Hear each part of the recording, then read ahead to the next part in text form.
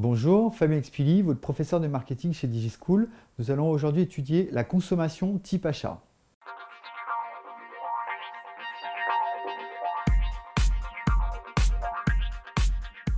Qu'est-ce que la consommation type achat? Ça va être une consommation qui se fait en fonction du produit, en fonction de son importance. Donc on va voir qu'il y a différents types d'achats et on va avoir des comportements différents en fonction de celui-ci.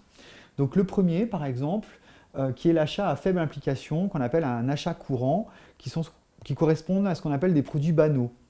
Donc là, l'objectif, c'est que le processus d'achat, il est très rapide et on ne va pas forcément faire un effort de recherche d'informations et il y a une faible différence qui est perçue entre les différentes marques et on se rend compte qu'il n'y a pas forcément de risque si jamais on se trompe.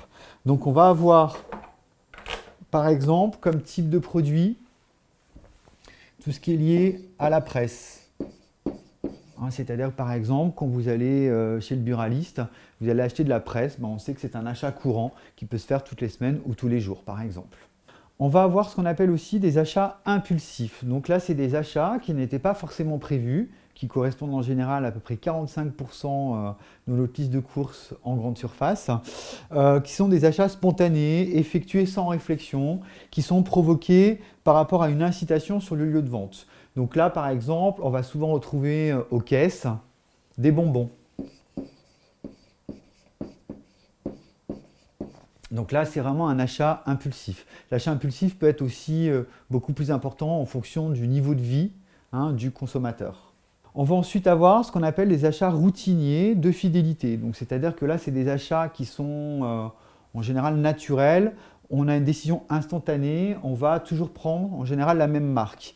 Donc là, on va prendre en compte les expériences antérieures. Donc par exemple, produits alimentaires, c'est-à-dire que toutes les semaines, on va acheter les mêmes références, par exemple. Ensuite, on va avoir ce qu'on appelle un achat qui est lié à la variété, la recherche de variété. Donc par exemple, là, vous allez avoir le prêt-à-porter, c'est-à-dire tout ce qui est lié aux vêtements pour hommes ou pour femmes.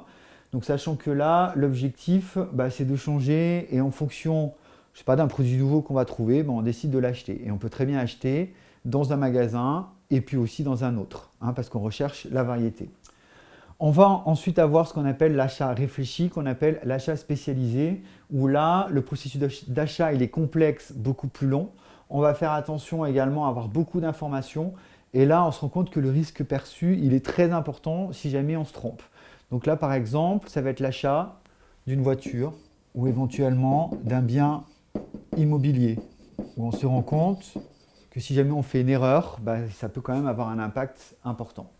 J'espère que cette vidéo vous aura été utile. N'hésitez pas à aller voir les autres sur notre site internet et à télécharger les fiches de cours correspondantes. À bientôt chez DigiSchool.